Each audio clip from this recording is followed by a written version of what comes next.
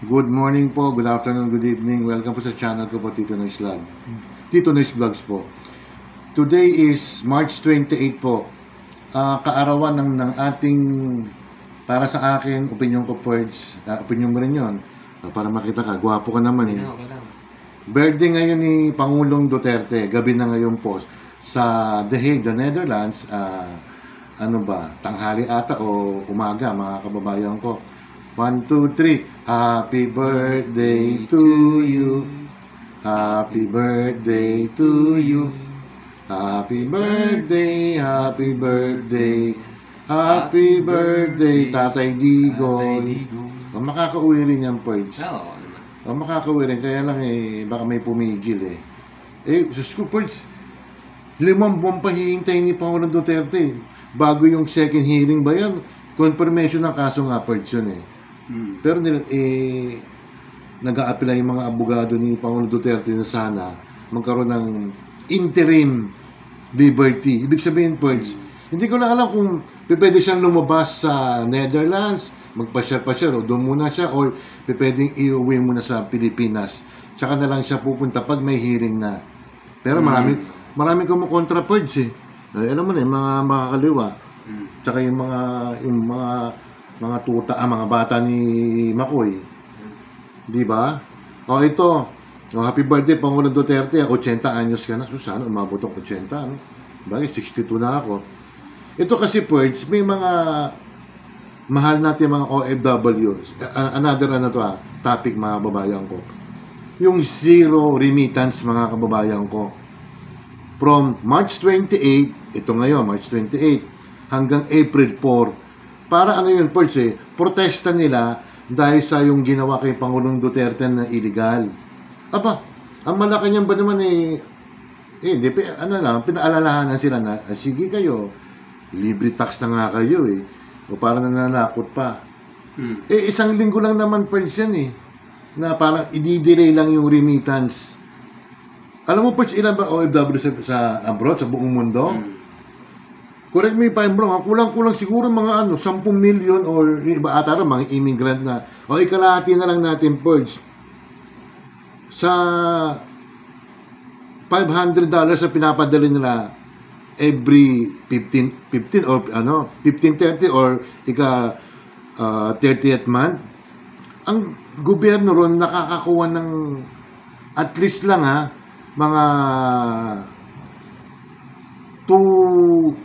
200 pesos, Purge. I-complete mo yung million. Sa 1 million na nagpapadala. Sa 1 million na nagpapadala, 100 million plus yun, Purge. So, ibig sabihin, malaking impact sa gobyerno. Malaking impact din sa gobyerno. Tapos, natuloy yung ganun. Tapos, yung ibang mga mababatas natin, nilalait pa yung mga OFW. May mga ibang kandidato nga dyan hindi ko kailangan ng boto ng OFW. Tinan mo, nakakatulong sa atin yung mga OFW. Kayo ba, sino ba mga kaibigang OFW? Si Evelyn dyan, taga Macau, shoutout na sa'yo. O si Michi Tigerfield, si Sinjin, si Cha, si Myla, yung mga OFW dyan, magkano ba pinapadala nyo? Di ba, may corresponding charge yan, di ba? May fee yan, di ba? Ang Pilipinas nakakakuha na ng dyan, para may cut dyan, at least mga $2, $2 US dollars yan, or baka convert sa peso, either kung sa Europe ka or sa Asian ka nagtatrabaho. Somehow, meron din ang gobyerno na napupunta sa kanila. Alam mo ba, Purge, kung magkano sa isang taon ang nare-remit ng OFW? $36 billion. Kunin mo lang doon yung 1% ng 1% ng $36 billion. Kita na ng gobyerno yun. Kasi iba nag-aalala, ganun. I-delay lang naman ng pagpadala ng mga OFW kasi yun, Purge, is sign of protest. Karapatan ng mga OFW yun. Di ba, Purge? Karapatan yun. Kasi palpak ang ginawa mga kababayan ko may isang congressman naman taga Zamboanga, para nag-ano lang siya, pero nag-comment lang na Hindi na kayo inahiya, yung mga kamag-anak yun, nakakatanggap ng akap, ng tupad, ng AX daw.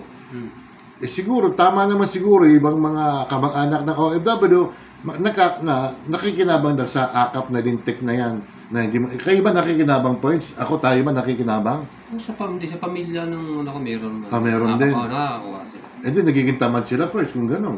Hindi naman, kaya lang nakakatulong. Nakakatulong din. Ano ba, katulad nung nagkasakit nga yung ano, yung kapatid ko, medyo nakatulong din naman. Pero, karamihan ba binibigyan? Siguro sa buong Pilipinas. Mostly mahihirapan nakikita ko. Ay, yung iba naman, wala. Yung talagang kapos. Hindi, selective sila purge sa mga ganyan eh.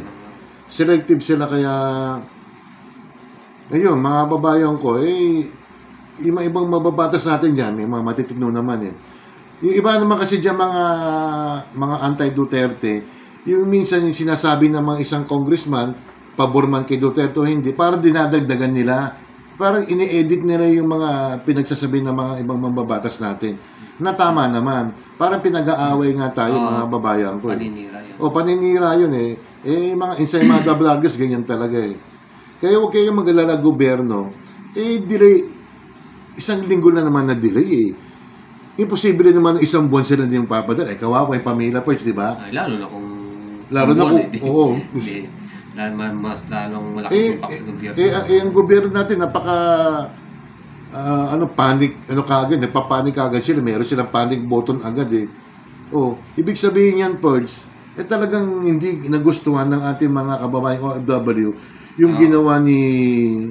siyempre, si Makoy, yung huda sa Malacanang na hindi maganda yung ginawa kay Pangulong Duterte. Sinabi ko nga isang vlog ko, Purge, kahapon ba, isang araw ba yun? Saan ka nakakita na dating Pangulo na wala na sa pwesto, sikat pa rin? Si Duterte yun. Samantalang yung nakaupo ngayon, hindi popular. Dahil yung mga desisyon niya, mga palpak.